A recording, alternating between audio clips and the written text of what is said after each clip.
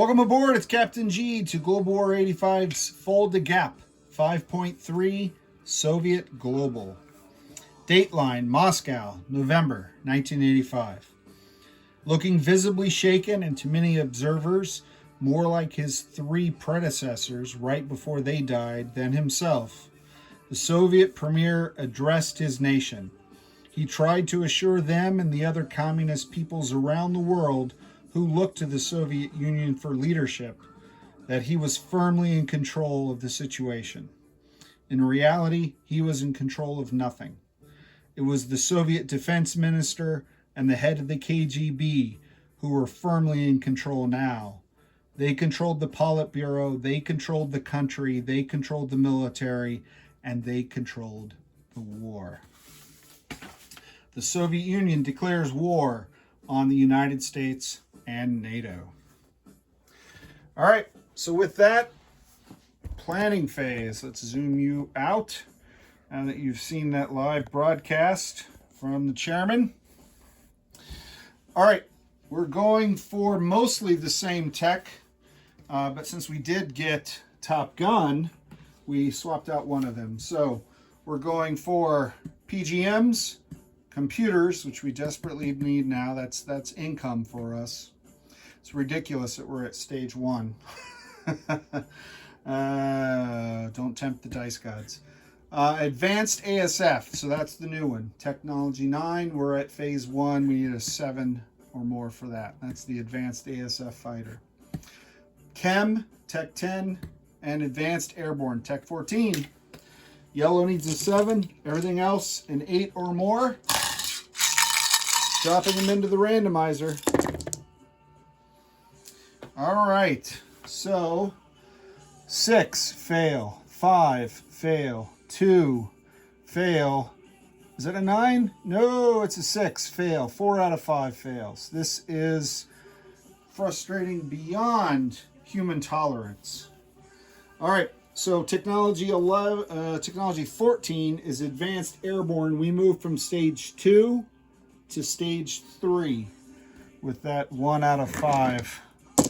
Nothing for computers. Ouch. All right.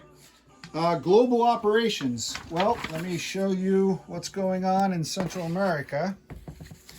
Well, let me zoom here first. You'll notice the PRF is gone. The U.S. had declared war on the PRF, and now that the Soviet Union and the U.S. are at war, the PRF aligns to us. So that does, unfortunately, end the opportunity to drop insurgents, but quite frankly, we were out of Central American territories anyway. But these all align to Soviet-controlled units. So that is in lieu of global operations. Now we're to purchase units. So from our secret industrial factories in Saharan Africa, we are going to spend 12 on military aid, not to the PRF, as we just discussed, but to our Warsaw Pact allies. So 2 next-gen MBTs, 6 each, that's 12 IPP, out of our starting 40. For our national defense, we're buying a mech and a SPOG. We're investing 6 to upgrade a naval shipyard. We're spending 8 on a Top Gun ASF. We get the discount still from the event, so 5 for a nuclear attack submarine and 3 for a guided missile frigate. Speaking of missiles, missile production, we produce 3 anti-ship missiles and 6 cruise missiles now that we are at war. All right. And the most distinguishing feature of being at war is combat. So let me see what I can show you from here. All right, so without moving you slightly, first combat is here in the Atlantic. One of the 2 nuclear attack submarines in A-35 is coming off silent running, moving 1, 2 to A-42, where it will kill NATO tanker. A-42 NATO tanker is the bottom of the Atlantic. So that is That's a walk-in category. We have several more walk-in category attacks up here to the north. So out of this task force marker for expeditionary forces, we're going to send the light infantry to walk through the mountains and claim the abandoned Nordland to make the people feel assured and comfortable in these times of concern. We're sending 2 MBTs, 1, 2. I guess I could send them through the mountain now, but they were going to attack 1, 2. As well as the SAM to walk in to Akershus. So that's a walk-in. And then the airborne infantry operating out of the airbase, moving 1, 2, 3, will drop in at Svail Svalbard to complete the Sovietization of Norway. So no combat roles, those are all walk-ins. We have 3 cruise missile strikes. We'll start with my favorite. So let me come back around. Let's go back here to take a look at Cuba. So there is a major air base on the island of Cuba, and you'll notice the Soviet symbol. So that's worth, that's a joint base, Soviet and Cuban. The U.S. has equivalent bases around the world, including Diego Garcia and some of the other spots in Turkey and Germany. So we can do pretty much, we can use that base for anything we want with the exception of producing units. So one of the things we will do is we will fire a cruise missile out of there, going 1, 2 up into the Gulf states. There's no air defense in this zone. So if we get a hit, we kill the light infantry. If we miss, the people of Louisiana will be much relieved. All right. So that's cruise missile number 1. Cruise missile number 2, similar in that we're flying from our new major air base here in eastern Turkey, 1, 2, 3, going to central Turkey, no AMD defense. It's just we either hit and kill or we miss. So that's number 2. Number 3, jumping you around the map, and I'll leave you there because there's attack. The 8th and final attack is there as well. Let's see. So this nuclear attack submarine is going to come off silent running to move to A5, and we'll fire a cruise missile 1, 2 into Iceland. Now this time he does have AMD, so NATO will get a roll, 1 roll of 4. If they hit, good. Otherwise, the cruise missile will roll. And the target right now is the SPOG. That was selected by NATO. All right, the next one.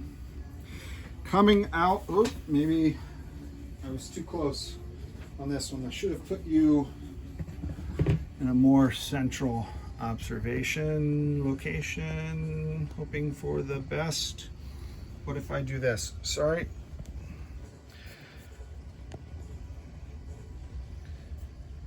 Okay, well, that'll have to do for now. Coming out of Western Ukraine, I have 2 regiments of Tu-22 backfire bombers that will be flying 1, 2, 3, 4, 5, 6, and from their launch zone in A4. Each Tu-22 will fire 3 anti-ship missiles at the NATO fleet in A3, and then also out of Svealand, an attack bomber flying 1, 2, 3, 4, half their movement, will fire the 7th and final anti-ship missile at the NATO fleet. So here is the NATO fleet. Hopefully you can see that. And for missile defense, the cruiser paired with the frigate. And these are all fighters. There are no ASFs, so no additional dice from the carrier. So They'll have 2 missile defense dice against the 7 ASMs, and fired from our space launch facility. We are designating and delegating one of our spy satellites for targeting, so we will get to pick any hits that we get. Okay. By doing this, we are triggering the point defense on a couple of these ships rather than just let them go, but we'll see how that turns out for us. Okay.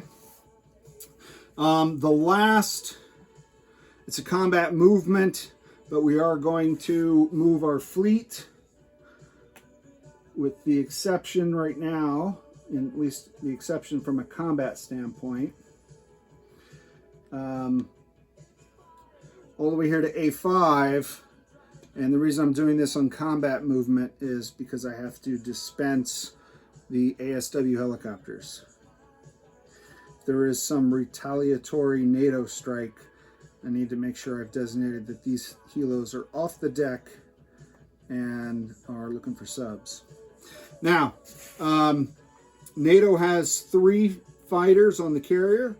They have a U.S. Top Gun ASF, and they also have a fighter in Scotland that could scramble to intercept these bombers. So the Soviets have dispatched fighters and escort, including the Top Gun ASF out of Murmansk, the 2 ASF on the supercarrier, and all 3 of the fighters out of Svealand, flying 1, 2, 3, 4.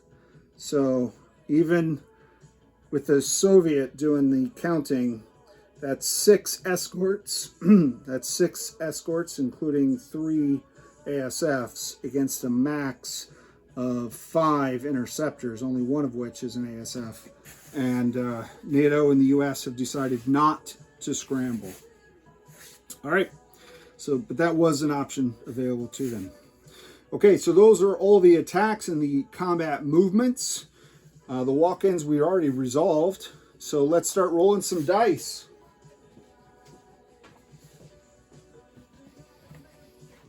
Okay, so I'll bring you back to here, to the dice arena. And we have our, all right, so black dice represent 5s.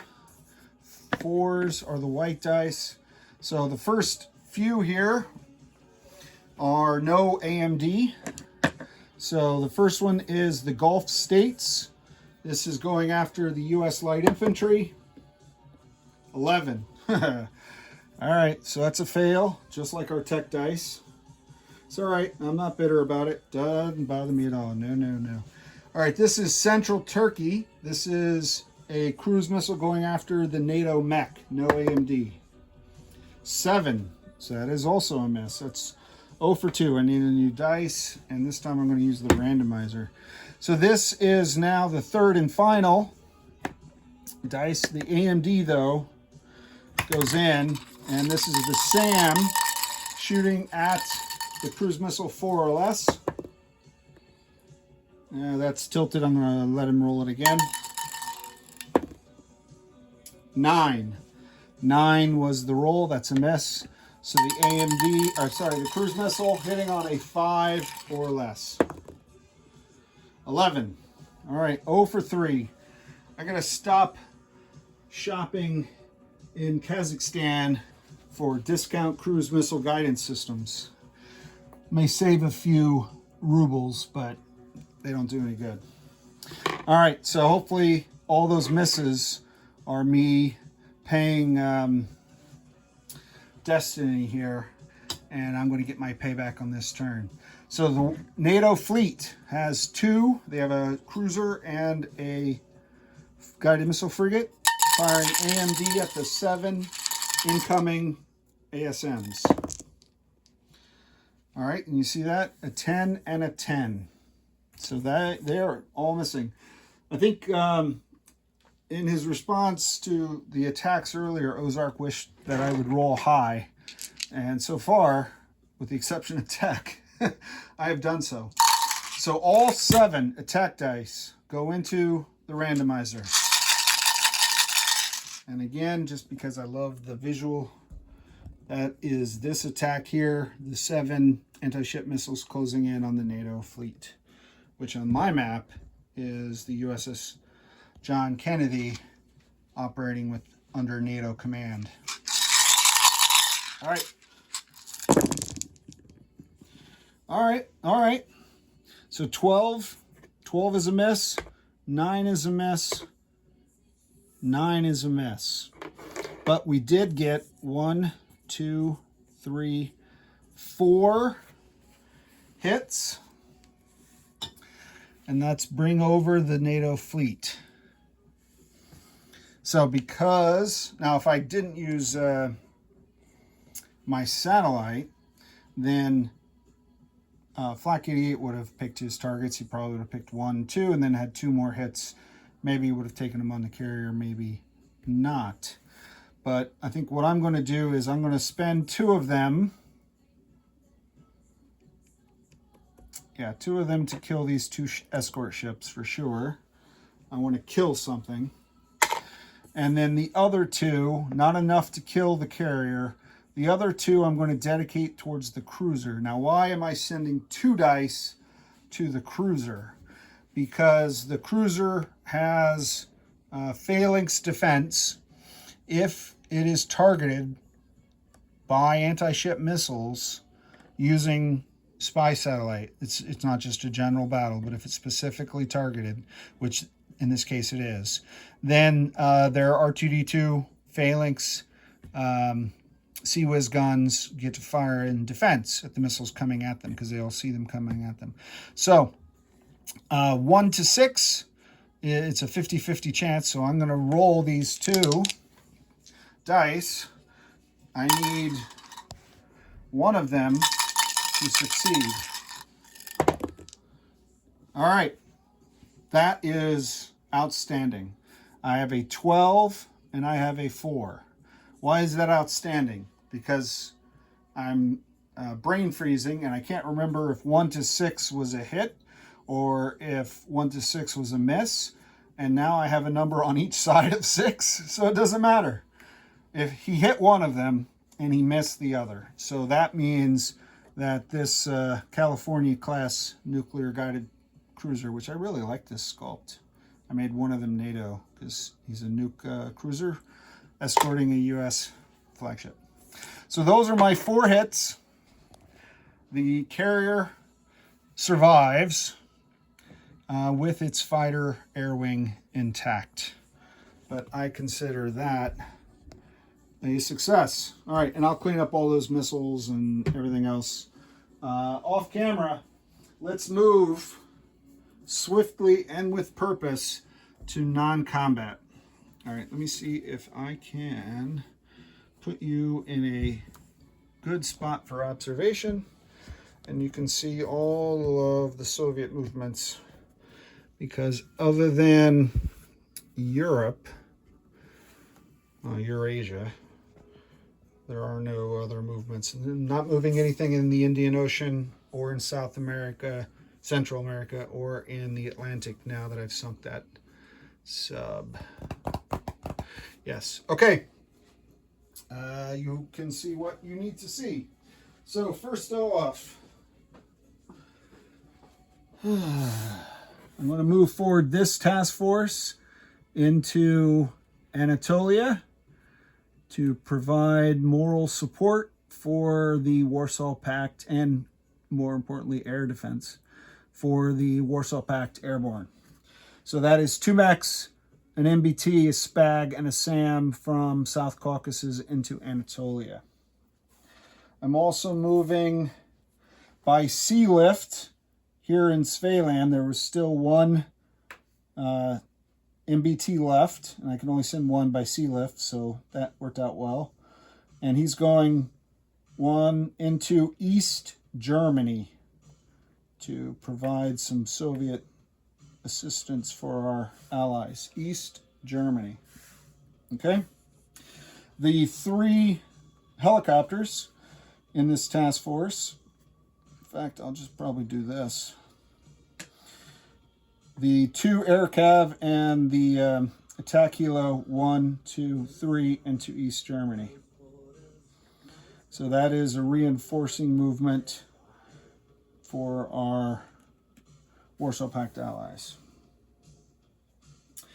All of my North Ocean, North Atlantic diesel electric submarines are moving into A5 to join the Soviet fleet and that nuke attack sub. Now I'm going to land all my fighters. The Tu-22s are going back to Western Ukraine. They have a new target in that direction that is of interest to them. The attack bomber is returning to Svealand. 2 of the ASFs that were on the carrier, 1, 2, 3, 4, 5, 6, 7, using the carrier's movement bonus, because it's a Soviet supercarrier, just like US or NATO. So they're going back to Svealand.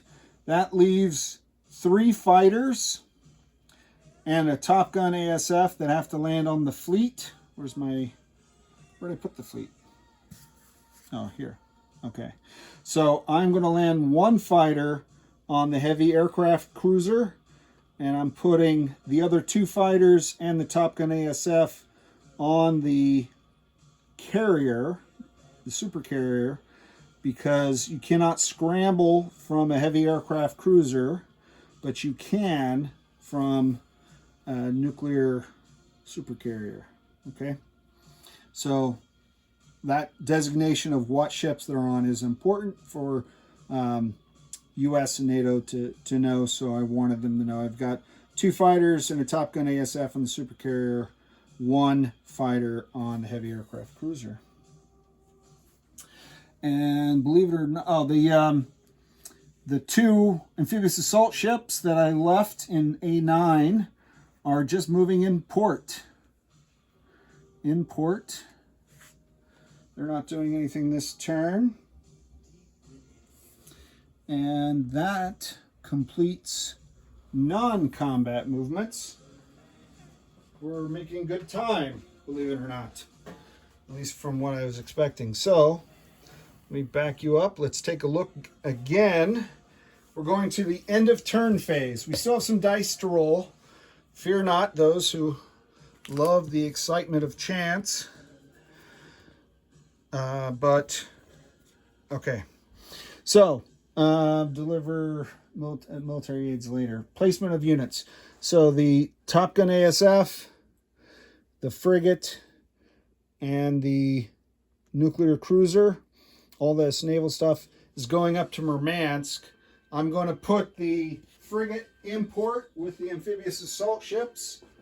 The frigate is in port with the amphibious assault ships, but the nuclear attack sub is in A9.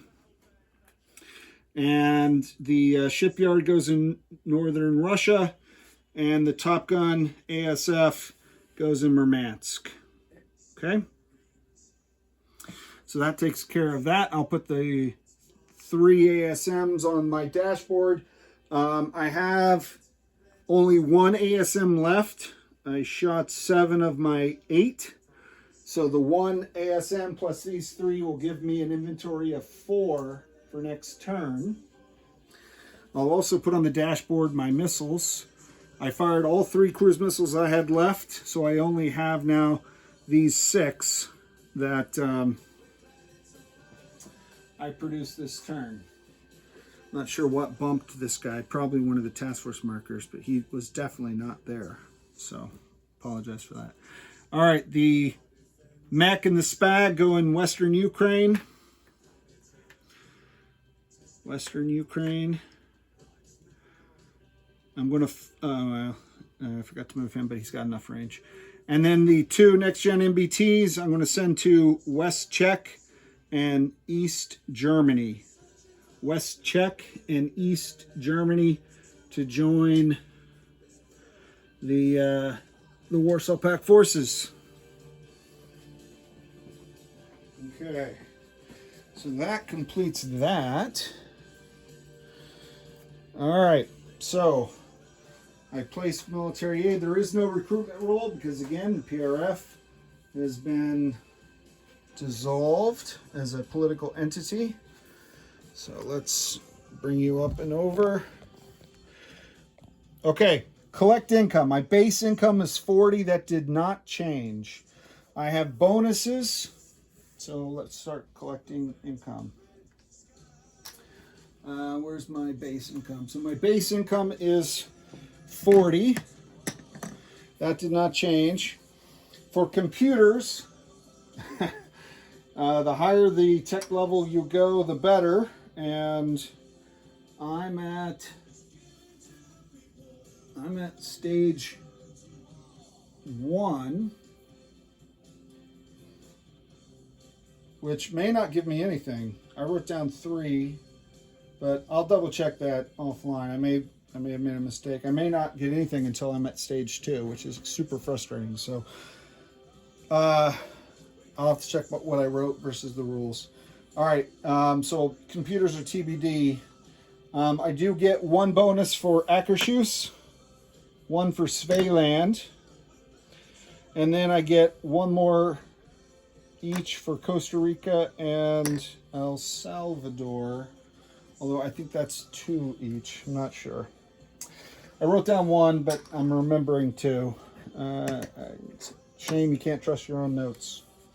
So for now, taking computers out, because it says I have to be at stage 2, and I didn't hit stage 2. I'm only at stage 1. So 2 for Norway, Sweden, and 2 for Central America, although that may be 4. I'll double check and make a correction afterwards with my fellow players.